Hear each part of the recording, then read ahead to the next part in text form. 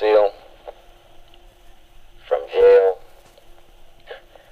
as a political prisoner. I'm awaiting trial in Connecticut, but Hoffman sentenced me to 4 years for what he calls contempt of court.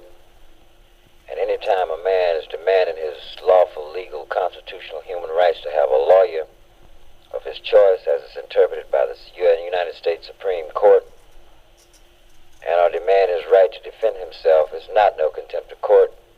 The fact that a judge and or the prosecutors, Schultz and Ferran, would manipulate to stop me from exercising this constitutional right is an overt violation of my right to have a fair trial and many other rights. To be gagged like I was when they tried to shove wads of rag down my mouth in the lockup just outside the courtroom, etc.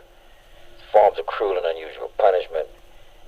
Even being hit in the testes and the groin area, while gagged and shackled and bound to a chair, arms and legs, is overtly nothing less than what they intended to do, and that was to railroad me as they railroaded all of us,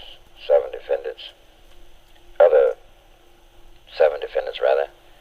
And I say that we have nothing else, no other alternative but to stand up and act like men and act like human beings and act like free men.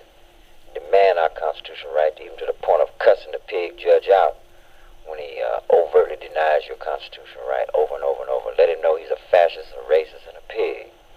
That's all he can be. That's what a Ku Klux Klansman is, and that's what a German Gestapo fascist was during World War II. And it's the same thing that's going on here in America. So power to the people, and the people should stand up, and the people should let the people know where it's at. And I will always let my people know, and all the people know, the American people know, that we want justice in America, and we refuse to accept any injustice. The essence of that trial was simply that Hoffman separated and segregated me from the trial when he could have done it in the beginning, because the jury was hip. One of the jury members cried, and he turned around and gave me 4 years for so-called contempt. Later for him, he's a pig, a fascist, and a racist. I say it then, and I say it now. Power to the people, and right on.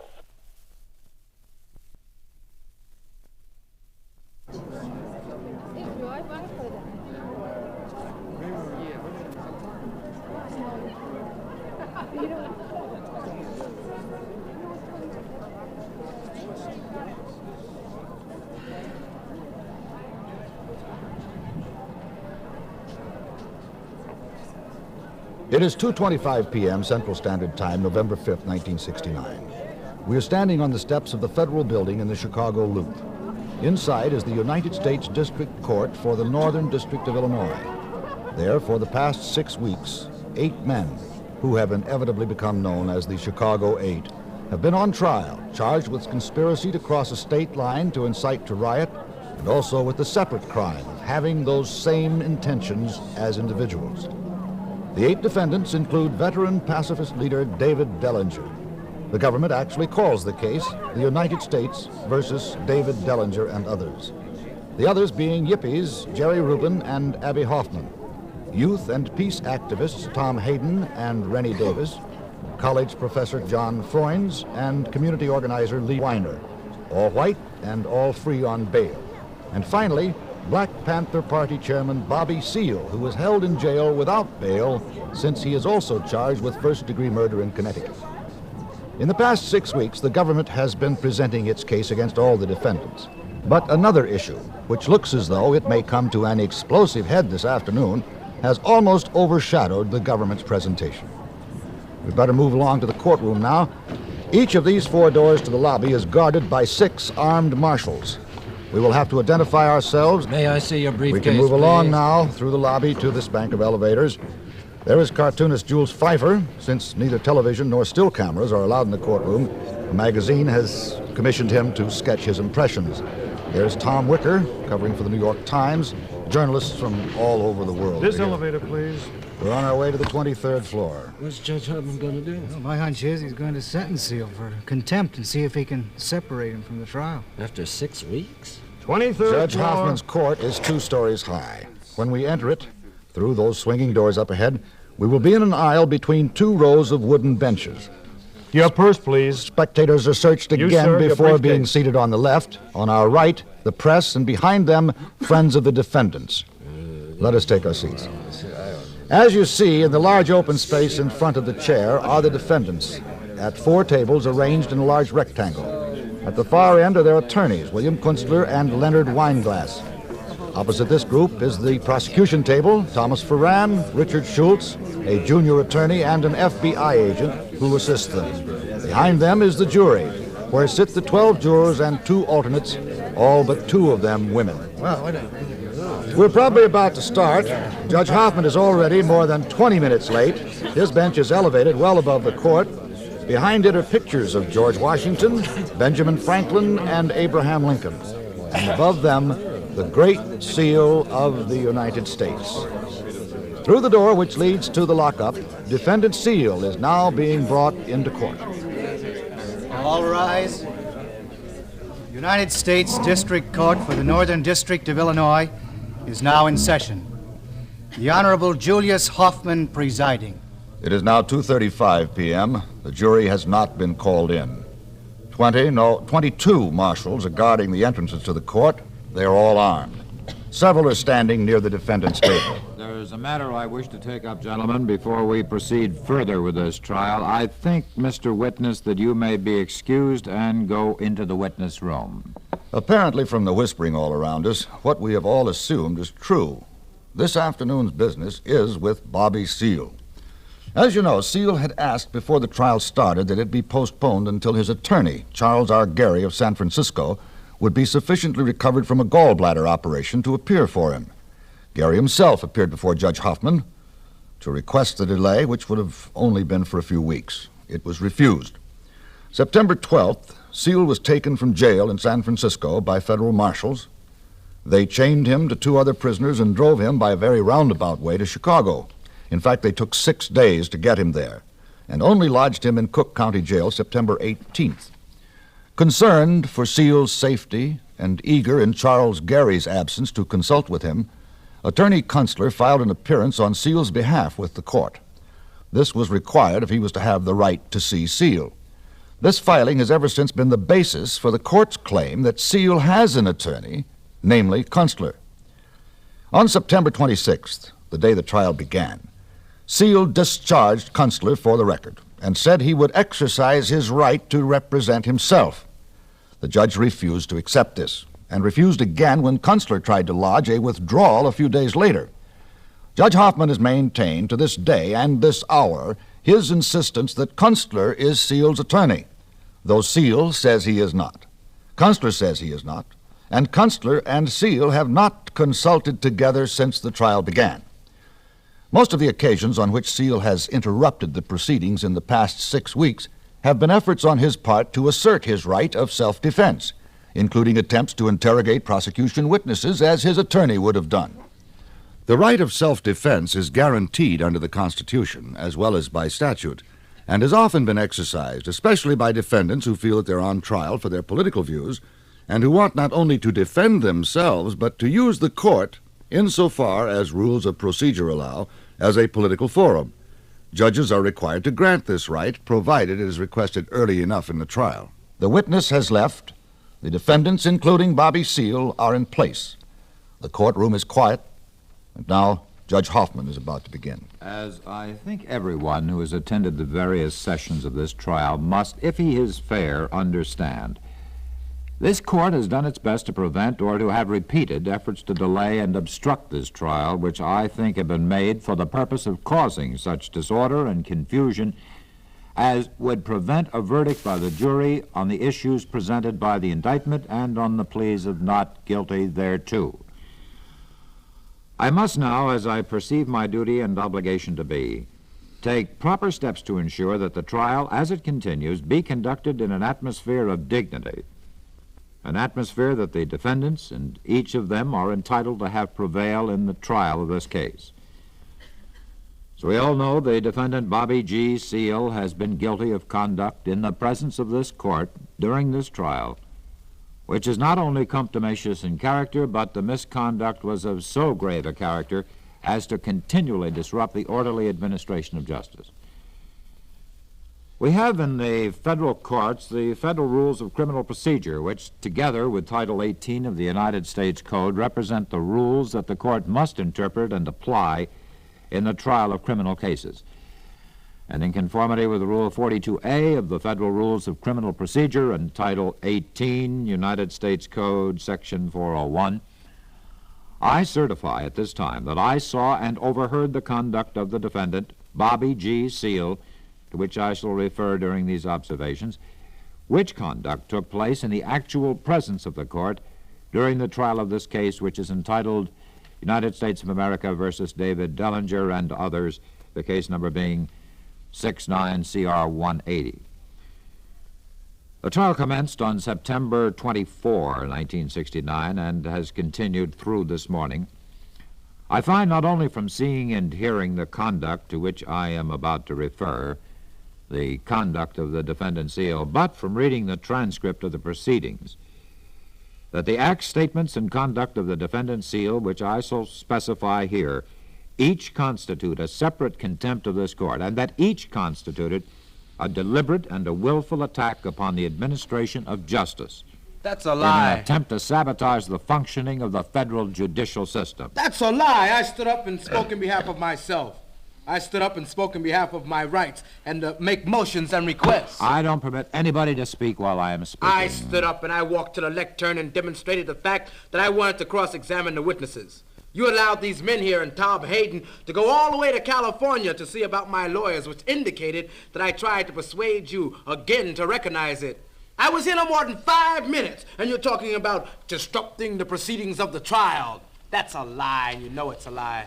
You're making it very difficult for me, Mr. Seale. You're making it very difficult for me, Judge Hoffman. I tried not to. I have done my best. I have done my best. I have a right to stand up and speak in my own behalf. I do, and you know it. You know you do not have the right to I have a right while to the speak. judge is speaking. I have a right to speak and make requests and make arguments and to demonstrate the fact that I want to cross-examine. When you say I disrupt, I have never tried to strike anybody. I've never tried to hit anybody, and you know it, never.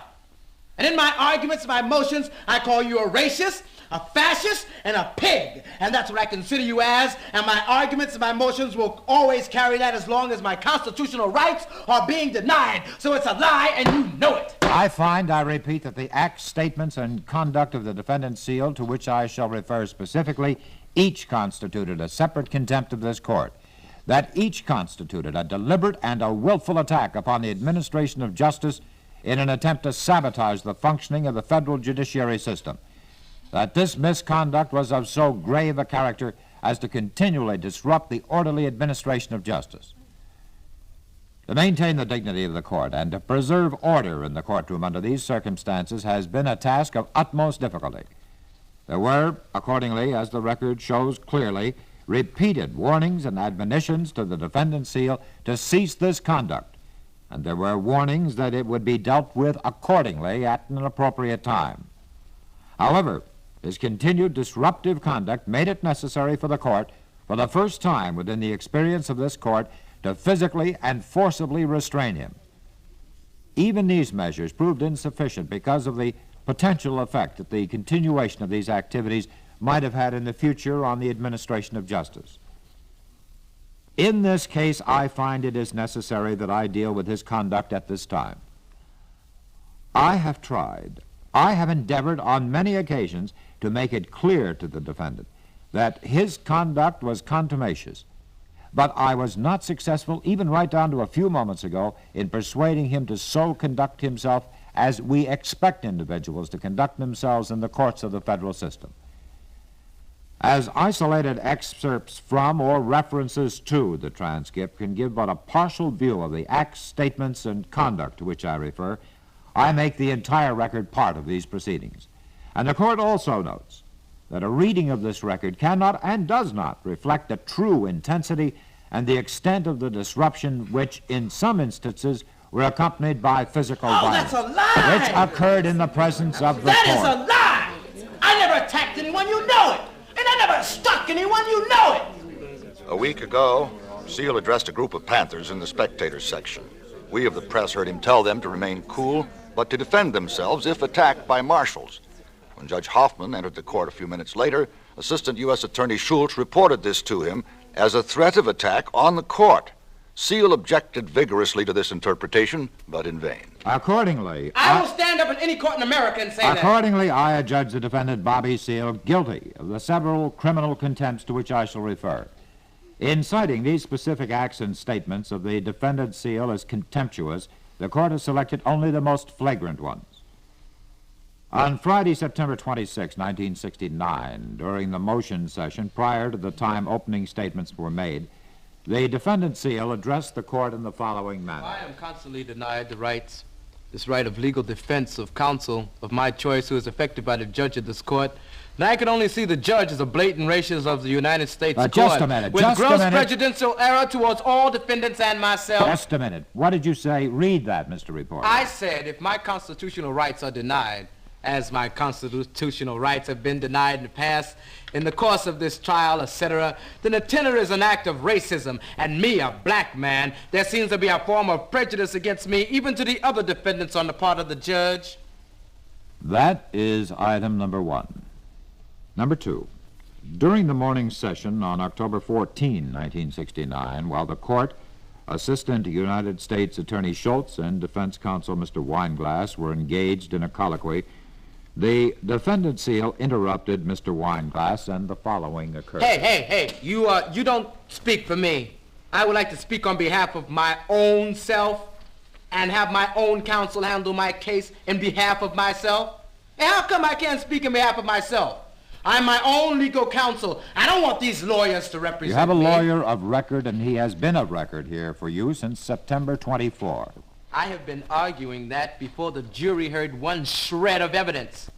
I don't want these lawyers because I can take up my own legal defense. And my lawyer is Charles Garrett. I direct you, sir, to remain quiet. And just be real. Will you remain quiet? I want to defend myself. Do you mind, please? Let the record show the defendant Seale continued to speak after the court courteously requested him to remain quiet. Item number three. During the morning session of October 16, 1969, out of the presence of the jury, while the witness Oklapek was testifying, a colloquy began between the court, a marshal, and Mr. Kunstler. After a marshal explained that 3 spectators who were asked to leave the court had been allowed to return, the defendant Seale stated to the court, quote, "I think there is a bit of racism involved myself," unquote. They were black spectators. When defense attorney Kunstler objected to their ouster, they were readmitted. The marshal said he thought one of them had been sleeping. Item number 4. During the afternoon session on October 20th, 1969, out of the presence of the jury, the defendant Seale presented and extensively argued a motion to be permitted to defend himself. At the conclusion of the argument, the jury returned to the courtroom, and the following occurred. Is there any cross-examination of this particular witness? I would like to say, Judge, that you have denied my motions to defend myself, and you know that the jury is prejudiced against me. I will ask you to sit down. You know that. You know that the jury can't go home to their loved ones and their homes, and you know that they have been made prejudiced against me. Ladies and gentlemen of the jury, you are excused. Early in the trial, 2 jurors had received threatening letters signed the Black Panther. These letters were then turned over to the judge, who showed one of them to the first of the 2 jurors and asked whether she could continue to keep an open mind. She said that she could not and was dismissed. She added that she had not seen the letter until the judge had shown it to her, since her parents had opened it in her absence and delivered it immediately to the FBI.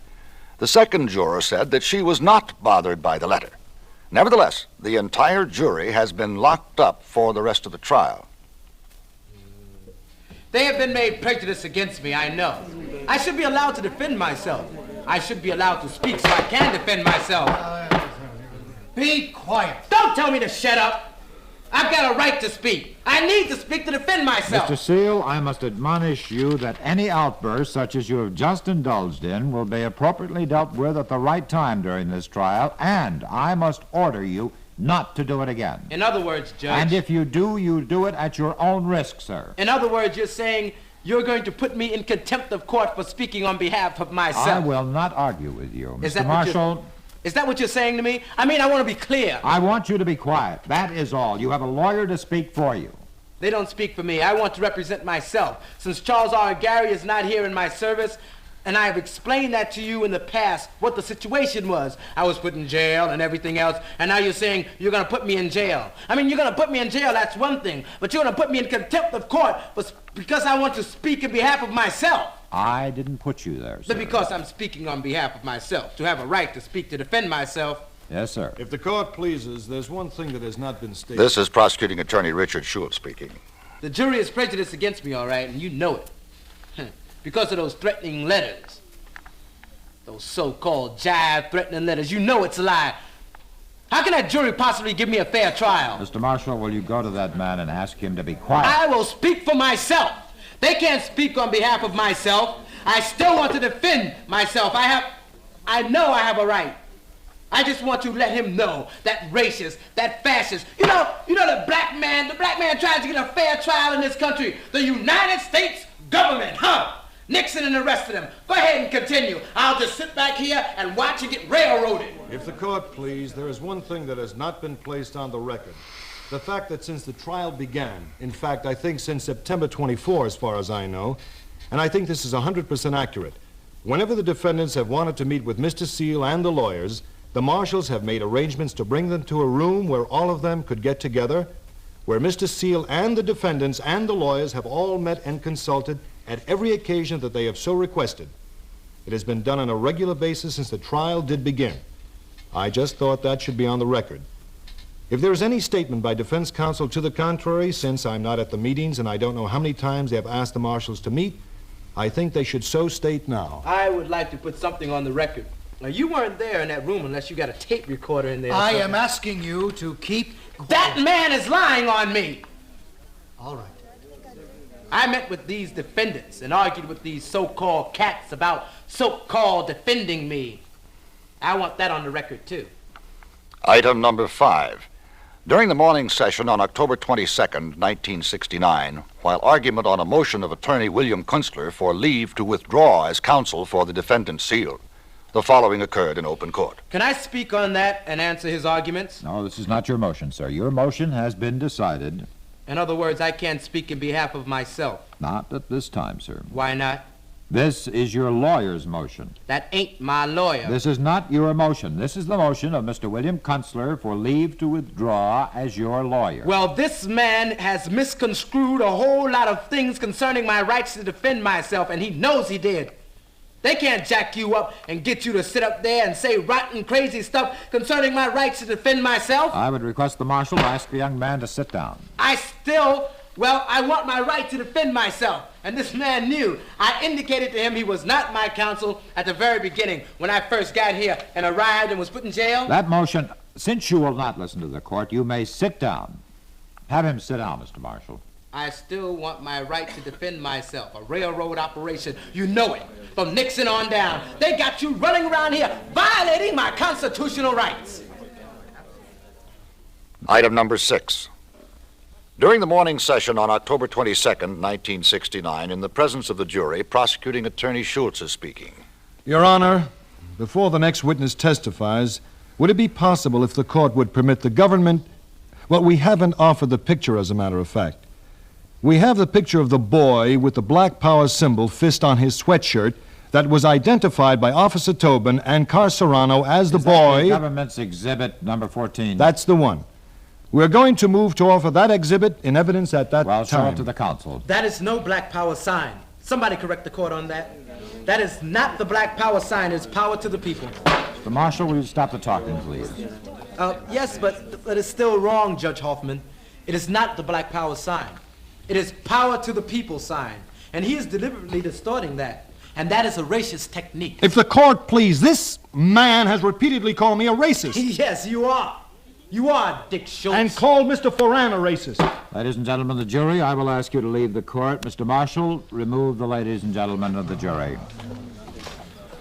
The following proceedings were had in open court, out of the presence and hearing of the jury. Mr. Seale and Mr. Kunstler, your lawyer, I must admonish you that such outbursts are considered by the court to be contemptuous, contumacious, and will be dealt with appropriately in the future. Your Honor, The defendant was trying to defend himself, and I have already The defendant indicated was not defending himself. I was, too, defending myself. Anytime someone gives me the wrong symbol in this courtroom, he's deliberately... He is not addressing me with authority. ...distorting and putting it on the record. Instruct that man to keep quiet. I want to defend myself and ask him if he isn't lying. He's going to put that lying crap on the record. No, sorry, huh? I'm not going to sit here and get that on the record. I'm not going to, at least I'm going to let it be known. Request that you understand that this man is erroneously representing symbols directly related to the party in which I am chairman. Item number 7. In the afternoon session on October 22nd, 1969, the court informed the defendant Seale that the court would supervise the decorum in the courtroom, and the following occurred in open court. They don't take orders from racist judges, but I can convey the orders for them and they will follow them. Seale is referring to a group of Panthers in the spectator section. If you continue with that sort of thing, you may expect to be punished for it. I warned you right through this trial, and I warn you again, sir.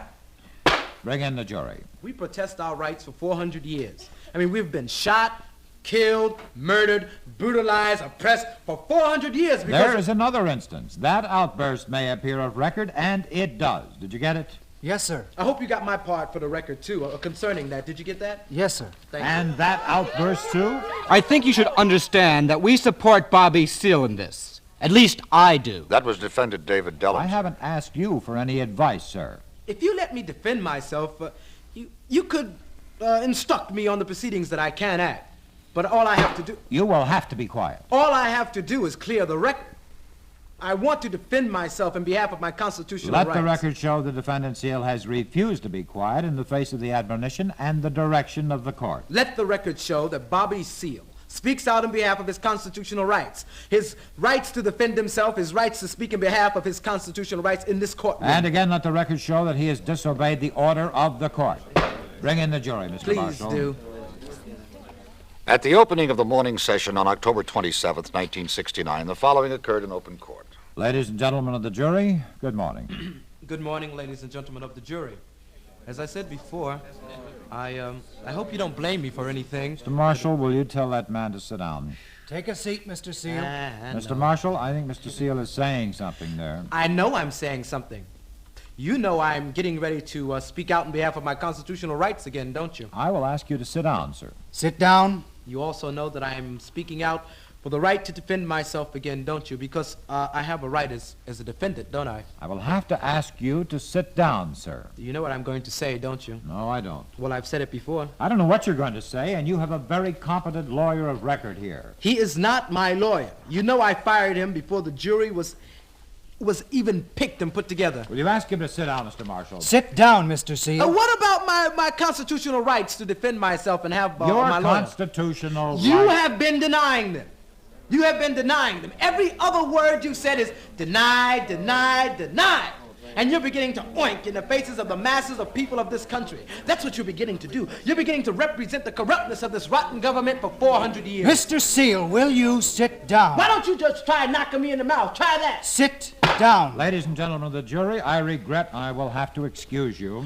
Hey, I hope that you don't blame me for anything. Those false lying notes and letters that were sent that said the Black Panther Party threatened that jury. And that's a lie, and you know it's a lie. And the government did it to taint that jury against me. The following proceedings were had in open court out of the presence and hearing of the jury. You got that? That racist, fascist administrative government with its Superman notions and comic book politics. We're hip to the fact that Superman never saved no black people.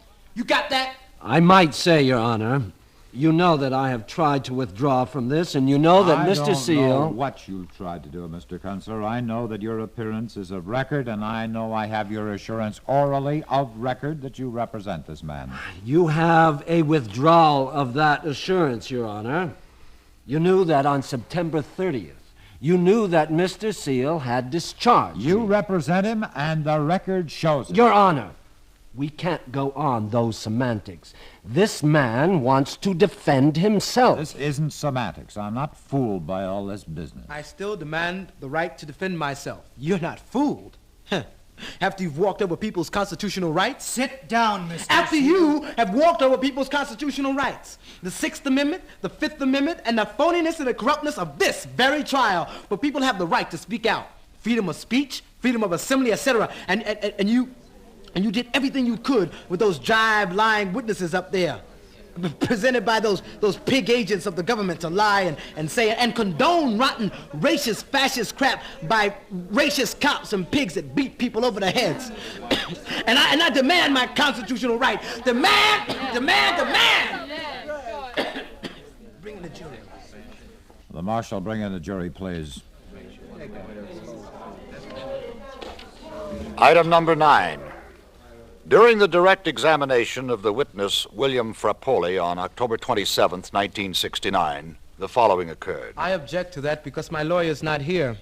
I have been denied my rights to defend myself in this courtroom, and I object to this man's testimony against me because I have not been allowed my constitutional rights. I repeat to you, sir, that you have a lawyer. Your lawyer is Mr. Kunstler, who represented to the court that he represents you. He does not represent and me. He has filed an appearance. Ladies and gentlemen, I will excuse you. May I say I have withdrawn or attempted to withdraw. The defense filed a motion before the jury heard any evidence, and I object to that For testimony. your information, sir, I do not hear parties to a case who are not represented by lawyers. You are represented by a lawyer.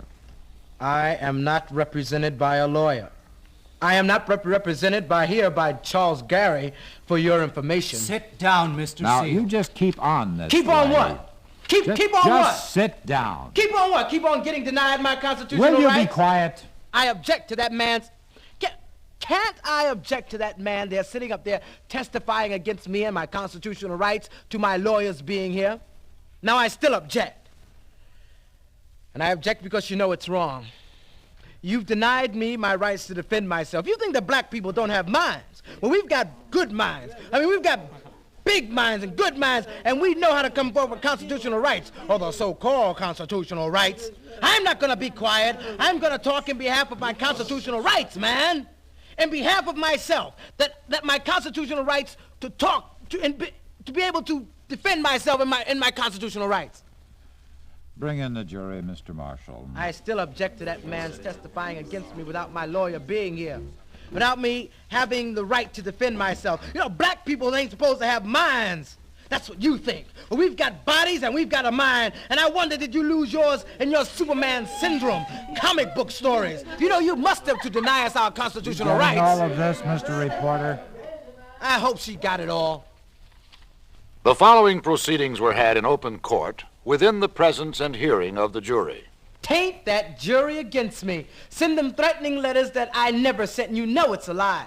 You keep them from their homes, and then they blame me every time they come into this room because they're being kept away from their homes, and you did it. Are you going to stop? I'm going to sir? talk in behalf of my constitutional rights. You may continue, Mr. Schultz, with the direct examination of this witness. And I note, Mr. Seale, that your counsel has remained quiet during your dissertation.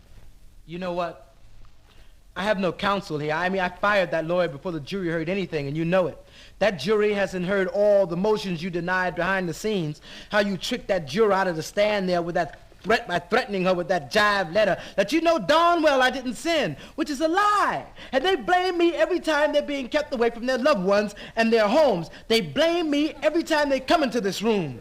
And I never sent those letters, and you know it. Please continue with the direct examination.